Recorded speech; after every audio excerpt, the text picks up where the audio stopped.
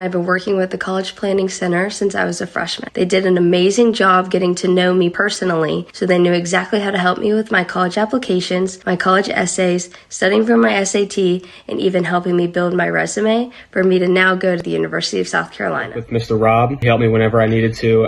He would send me follow-ups and messages and deadlines, due dates, anything that was needed that was important to the college process and applying. So if I had a question about, grades or what was required or, the average ACT, SAT scores to go to a certain college, he was always there to help. If I needed to set up a meeting, I would send him a quick message through the College Planning Center. The website is extremely easy to use. Miles helped me with my ACT and SAT scores. He taught me how to study for them and how to practice, and my scores increased drastically, which really helped me get into Clemson. I'm attending Clemson University in the fall of 2023.